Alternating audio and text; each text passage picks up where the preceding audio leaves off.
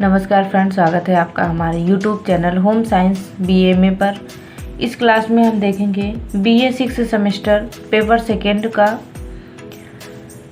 Unit number 5 जो कि part B है। इसमें महिलाओं में सामाजिक जागरूकता, इसके पहले हमने वीडियो अपलोड किया था। इसमें हमको पढ़ना है कि महिलाओं में जो सामाजिक जागरूकता होती है वो क्या होती है। इसके पहले के वीडियो में हमने पढ़ा था कि महिलाओं का तथा पुरुष का किस तरीके से बराबर स्थान तथा बराबर अधिकार मिलना चाहिए। तो उस तरीके से उसी सीरीज़ में हम आगे बढ़ते हैं। तो इसमें हमें देखना है कि महिलाओं में सामाजिक जो जागरूकता होती है वो किस तरीके की होनी चाहिए। जैसे सामाजिक जागरूकता धर्म, जाति, लिंग, सामाजिक आर्थिक स्तर, भौगोलिक स्थान आदि विविध पृष्ठभूमि से जुड़े हुए लोगों के साथ संबंध बनाने तथा उसके साथ काम करने की योग्यता है। यह योग्यता अपने से अलग लोगों तथा कार्यप्रणालियों को समझने, उनके साथ सहानुभूति रखने तथा उन्हें स्वयं स्वीकार करने की योग्यता होती है। तो जो जागरूकता होती है या जो समाज होता है, तो हमारे समाज में होता क्या है। हमारे समाज में जो सामाजिक संबंध होता है, जो हमारा समाज है वो सामाजिक संबंधों का जाल होता है, वो एक दूसरे से कनेक्टेड होता है।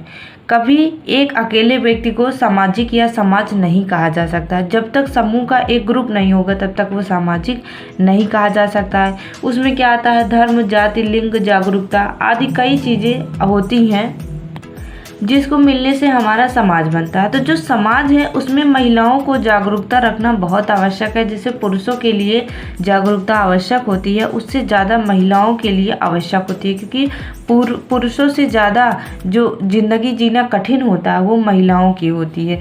तो इसीलिए उनको कुछ ज़्यादा ही जागरूक रखने की आवश्यकता होती है। उसके बाद आगे सामाजिक जागरूकता में स्थानीय तथा वैश्विक प्राकृतिक मुद्दों के प्रति संवेदनशील होना, सामाजिक मुद्दों के प्रति जागरूक रहकर उनके बारे में बातचीत करना, दूसरों के अधिकारों का सम्मान कर उनकी सुरक्षा करना, विशेषकर समाज के कमज़ोर वर्ग जैसे महिलाएं, बच्चे, बुजुर्ग, दिव्यांग, आर्थिक और सामाजिक रूप से पिछड़े वर्ग, समुदाय आदि, इस तरह पर सभी की सामूहिक भलाई के लिए योगदान देना शामिल होता है। तो सामाजिक जागरूकता में होता क्या है कि जो समाज में लोग रह रहे हैं उनको अगर किसी प्रकार की दिक्कत है, कमज़ोर हैं, तो उनकी हम मदद करें तथा उनको भी आगे बढ़ने का अवसर प्रदान करें। उसके बाद है भारतीय महर्षि ने महिलाओं के बारे में क्या कहा था कि भगवान उन घरों में रहते हैं जहां महिलाओं का आदर किया जाता है।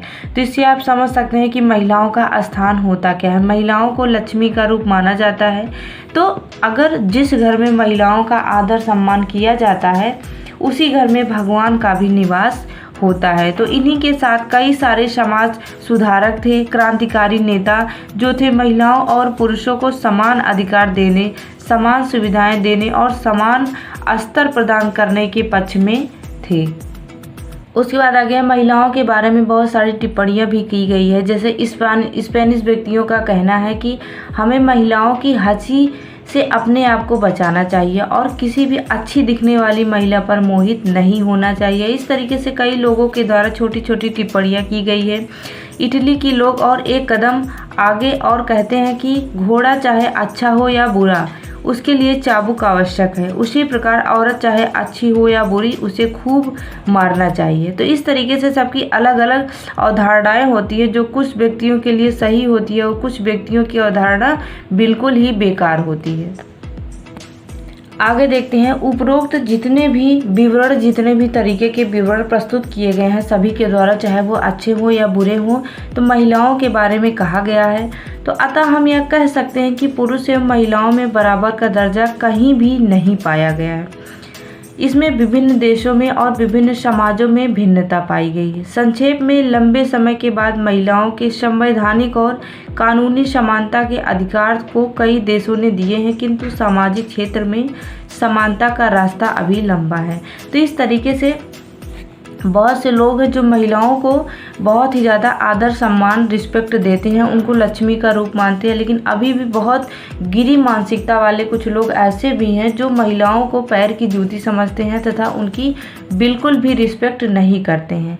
तो इस तरीके से सबकी अपनी अपनी विचारधाराएं हैं। तो अगर हम समानता की बात की जाए तो अभी तक महिलाओं को उस तरीके की समानता नहीं प्राप्त हुआ है जितना होना चाहिए। जितना अधिकार पुरुष को प्राप्त होता है, बराबर का अधिकार उतना ही महिलाओं को भी प्राप्त होना चाहिए। तभी हमारा जो राष्ट्र है, तभी हमारा जो देश है वो आगे विकास कर पाएगा। उपरोक्त चर्चा के प्रकाश में हम निम्न तथ्य प्रस्तुत कर सकते हैं। तो जैसे पुरुष और महिलाओं के सामाजिक स्तर में असमानता का विषय विश्व स्तरीय विचार है, क्योंकि अलग अलग देशों में महिलाओं की स्थिति अलग अलग है। महिलाओं पर अब भी अत्याचार हो रहे हैं और लैंगिक आधार पर उनमें असमानता की जा रही है। विभिन्न देशों में महिलाओं में असमानता और दुर्व्यवहार अलग अलग अंशों में पाया जाता है, यहाँ तक कि एक ही देश के विभिन्न भागों या समाजों में भी यह भिन्न अंशों में देखी जाती है।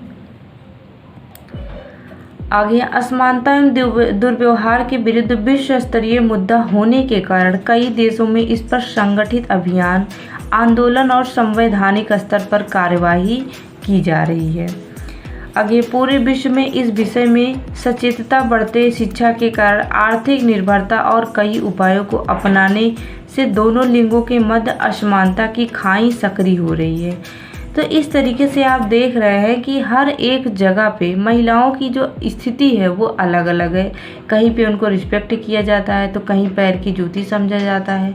तो इस तरीके से ये हमारे शिक्षा देने का या हमें बताने का उद्देश्य ये है कि हम महिलाओं को भी बराबर का अधिकार, समानता का अधिकार मिलना चाहिए। उसके बाद आगे है कानूनी मुद्दों पर जागरूकता। जो कानूनी मुद्दे होते हैं उस पर भी जागरूकता की आवश्यकता होती है। जैसे भारतीय कानून में इस कुप्रथा पर अंकुश लगाने के लिए सख्त प्रावधान निर्मित हैं। बाल विवाह प्रतिषेध अधिनियम 2006 के अनुसार 21 वर्ष से कम आयु के लड़के और 18 वर्ष से कम आयु की जो लड़की का विवाह है वो प्रतिबंध है।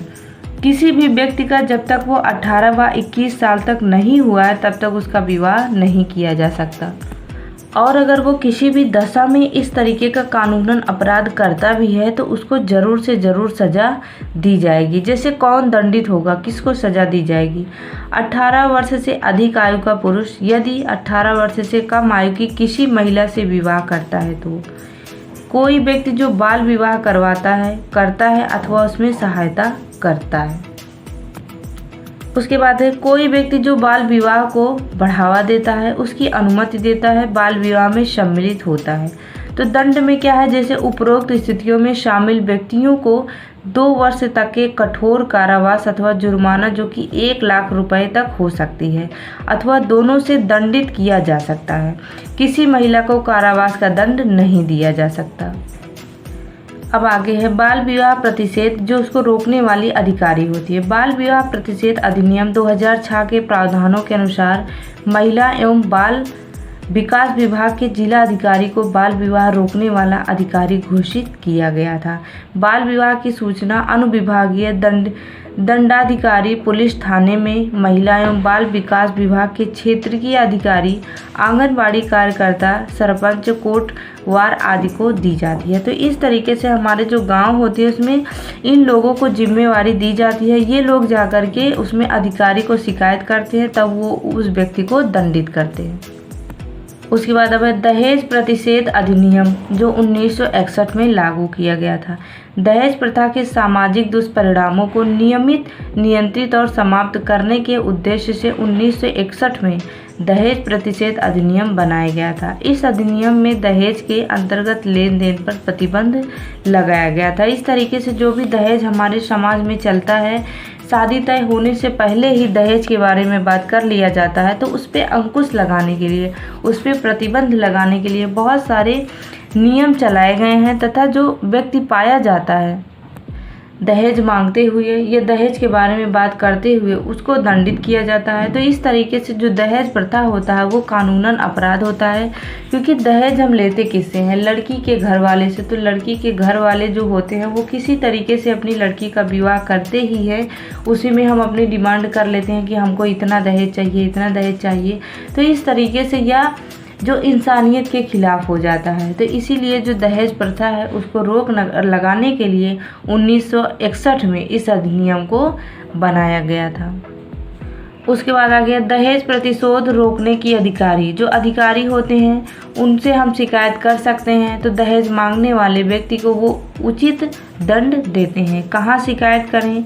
शिकायत करने के लिए जी स्थानीय पुलिस थाने में शिकायत कर सकते हैं। कानूनी जानकारी तथा प्रक्रिया के लिए स्वयंसेवी संस्थाओं की भी मदद ले सकते हैं। उसके बाद है दहेज हत्या तथा अन्य विधिक प्रावधान।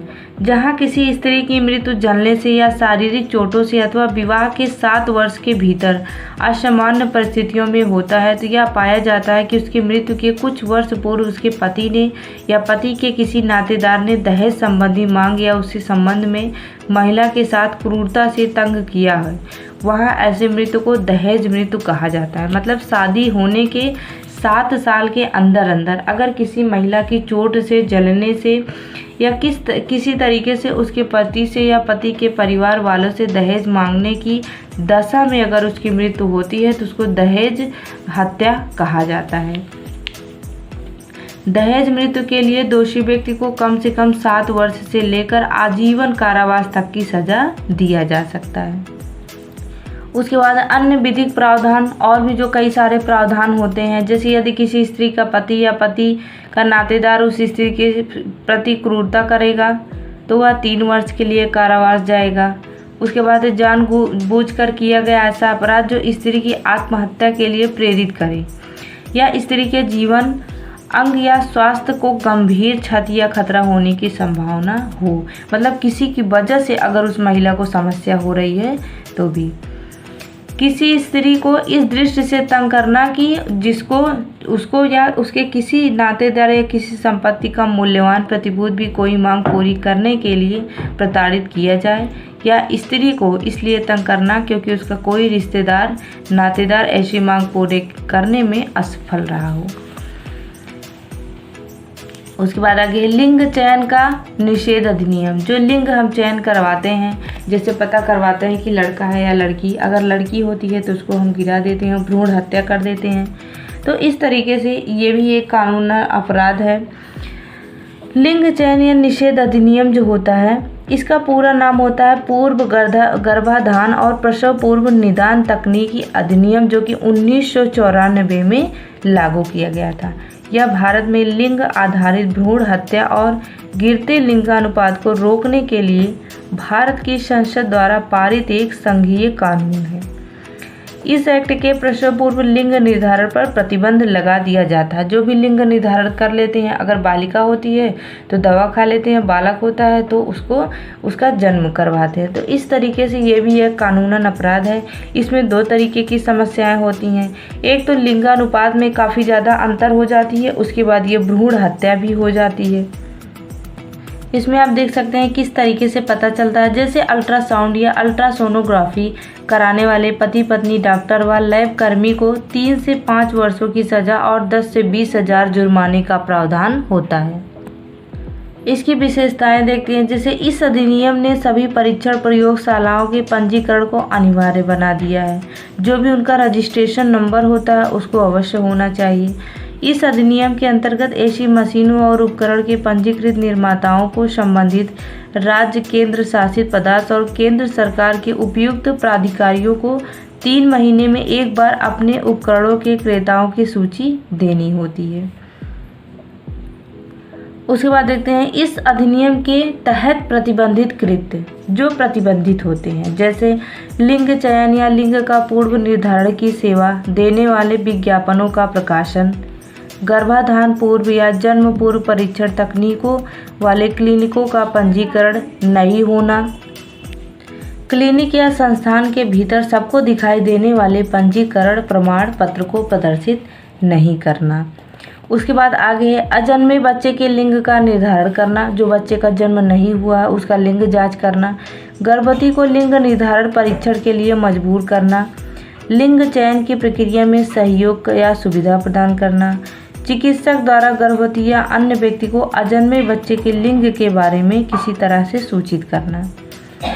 उसके बाद है पीसी एंड पीएनडीटी एक्ट के अंतर्गत पंजीकृत क्लिनिकों द्वारा अभिलेखों को भली भांति सेहत सहेज कर नहीं रखना। तो इस तरीके से इतने कंडीशन में दंड दिया जाता है।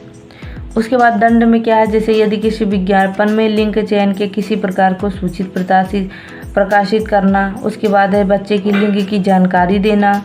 उसके बाद इस तरीके से कई सारे जो दंड होते हैं। उसके बाद लास्ट में इसे 3 साल तक की सज़ा और 10,000 रुपये तक का जुर्माना हो सकता है। उसके बाद शिकायत कहाँ की जा सकती है, जैसे हम शिकायत करना चाहें तो शिकायत और सहायता के लिए 1090 हेल्पलाइन पर फ़ोन किया जा सकता है। राज्य, जिला, उप जिला, शहरी और ग्रामीण क्षेत्रों से उपयुक्त प्राधिकारी में लिखित शिकायत की जा सकती है। उसके बाद घरेलू हिंसा से महिला संरक्षण अधिनियम, जो महिलाओं के साथ घरेलू हिंसा की जाती है उससे बचाव के लिए जो अधिनियम है वो 2005 में लागू किया गया था। यह 2005 से 6 में लागू किया गया था। इसमें घरेलू हिंसा की परिभाषा, दोषी के खिलाफ कार्रवाई तथा पीड़िता को राहत देने का विवरण होता है। जैसे घरेलू हिंसा की परिभाषा अधिनियम की धारा 2 एवं 3 के अनुसार शारीरिक दुर्व्यवहार अर्थात शारीरिक पीड़ा, अपहानि या जीवन या अंग या स्वास्थ्य को खतरा या लैंगिक दुर्व्यवहार अर्थात महिला की गरिमा का उल्लंघन, अपमान या तिरस्कार करना, अतिक्रमण करना या मौखिक और भावनात्मक दुर्व्यवहार अर्थात अपमान, उपहास, गाली देना या आर्थिक दुर्व्यवहार अर्थात आर्थिक या वित्तीय संसाधनों जिसकी वह हकदार है से वंचित करना, ये सब घरेलू हिंसा कहलाते हैं। तो घरेलू हिंसा कोई छोटा सा टॉपिक नहीं होता है। घरेलू हिंसा के बारे में आपने देखा इतनी सारी समस्याएं आती हैं। अगर किसी घर में रहने वाली महिला को किसी व्यक्ति के द्वारा किसी भी माध्यम या किसी भी तरीके से परेशान किया जा रहा है तो वो घरेलू हिंसा के अंतर्गत आता है। उसके बाद है कब दर्ज हो सकती है शिकायत। शिकायत के बारे में कहा जा रहा है कि कब दर्ज होगी, जो मतलब कैसे कौन सी स्थिति आएगी जिसमें शिकायत दर्ज करने की आवश्यकता पड़ेगी। यदि महिला के साथ मारपीट हो, घर में ना रहने दिया जाए, पैसे भी ना दिया जाए, जेवर और पैसे छीन लिए जाएं, चिकित्सीय सुविधा से वंचित हो, संपत्ति के अधिकार से वंचित हो, उसे या उसके मायके वालों को ताना या धमकी दी जाए, उसे संतान या पुत्र ना होने पर ताना दिए जाए। तो इस तरीके से इतने सब कंडीशन होने पर उसको शिकायत दर्ज करनी पड़ती है। उसके बाद राहत, इस अधिनियम के तहत पीड़िता यदि अलग रहना चाहे तो उसके आवास की व्यवस्था पति करेगा। इसके अतिरिक्त पीड़िता और उसके साथ रह रहे बच्चों के गुजारे का इंतजाम भी पति की जिम्मेदारी होती है। उसके बाद आगे है यौन हिंसा, बलात्कार तथा छेड़छाड़। भारतीय कानून में यौन हिंसा के तहत बलात्कार, छेड़छाड़ आदि के लिए अलग अलग प्रावधान हैं। अलग अलग कंडीशन में अलग अलग प्रावधान। बलात्कार के लिए भारतीय दंड संहिता 1860 की धारा 375 के तहत केस दर्ज किया जाता है। इस अपराध के लिए अग्रलिखित दंड व्यवस्था की गई है। मतलब ये जो बलात्कार की कंडीशन होती है 1807 में धारा 375 के तहत की जाती है। अब हम इसमें देखेंगे कि इस अपराध में कौन कौन से दंड की व्यवस्था की गई है। इसमें धारा 376 में कम से कम 7 साल की जेल या फिर उम्र कैद भी हो सकती है। संरक्षण में बलात्कार होने पर धारा 376(2) अगर कोई महिला किसी संस्थान, संस्था, पुलिस या अस्पताल आदि के संरक्षण में है, यदि यहाँ उसके साथ बलात्कार किया जाता है तो यह संरक्षण बलात्कार कहलाएगा। इस अपराध में कम से कम 10 साल से लेकर के उम्र कैद और जुर्माना भी किया जाता है। उसके बाद आगे है बलात्कार के कारण मौत या अक्षम होना। धारा 376 का के अनुसार कम से कम 20 साल से लेकर के उम्र कैद की सज़ा हो सकती है। अलगाव की स्थिति में पति द्वारा बलात्कार द्वारा 376 खा यदि पत्नी अपने पति से अलग रहती तो उस स्थिति में उसके बिना सहमति के पति अगर ऐसा कोई कार्य करता है तो ये धारा 375 में बताया गया है। इसमें 2 से 7 साल तक की जुर्माना हो सकता है, कैद और जुर्माना भी हो सकता है। उसके बाद है प्राधिकरण में किसी व्यक्ति द्वारा धारा 376 घ यदि किसी महिला के साथ एक से ज़्यादा व्यक्तियों द्वारा बलात्कार किया जाता है तो प्रत्येक व्यक्ति को बलात्कार का आरोपी माना जाता है और कम से कम 20 साल की सज़ा या उम्र कैद जुर्माना किया जाता है। उसके बाद अपराध को दोहराने की सज़ा धारा 376 धारा 376 का या धारा 376 घ के तहत इन्हीं अपराधों के दोहराए जाने पर उम्र कैद या मौत की सज़ा भी दी जा सकती है। उसके बाद आगे है सीलभंग। दंड संहिता की धारा 354 के अनुसार किसी स्त्री की लज्जा भंग करने के आशय से उस पर हमला या आपराधिक बल का प्रयोग व गरिमा को ठेस पहुंचाना है। इस अपराध के लिए कम से कम 1 वर्ष या 5 वर्ष तक की सजा व जुर्माना भी या दोनों हो सकता है। दंड संहिता धारा 354 के पश्चात अन्य धाराएं भी उसमें जोड़ी जाती हैं। उसके बाद अगला है कार्यस्थल पर महिलाओं के साथ यौन उत्पीड़न, जो कि रोकथाम, निषेध और निवारण अधिनियम 2013 में ये चालू किया गया था। 1997 में अधिनियम विशाखा केस में दिए गए लगभग सभी दिशा निर्देशों को धारण करता है। शिकायत समितियों को सबूत जुटाने में सिविल कोर्ट वाली शक्तियां प्रदान की गई है। यदि नियोक्ता अधिनियम के प्रावधानों को असफल होता है तो उसे 50,000 रुपये से अधिक अर्थदंड भरना पड़ेगा। ये अधिनियम अपने क्षेत्र में गैर संगठित क्षेत्रों जैसे ठेके के व्यवसाय में दैनिक मजदूरी वाले श्रमिक या घरों में काम करने वाली नौकरानियां, काम वाली आदि को भी शामिल उसमें कर लेता है। तो इस तरीके से आप देख रहे हैं कि महिलाओं की सुरक्षा से संबंधित जितनी भी समस्याएं होती हैं उसके लिए अलग अलग एक्ट, अलग अलग धाराएं बनाई गई हैं तथा सभी व्यक्ति के लिए जुर्माना, उसके बाद उम्र कैद या कैद, उसके बाद सज़ा भी दी गई है। तो इस तरीके से सभी सरकार के द्वारा भी एक कदम उठाया जा रहा है कि महिलाओं को सुरक्षित रखा जाए। तो इस तरीके से इस वीडियो में इतना ही। मिलते हैं अपने नेक्स्ट वीडियो में, तब तक के लिए धन्यवाद।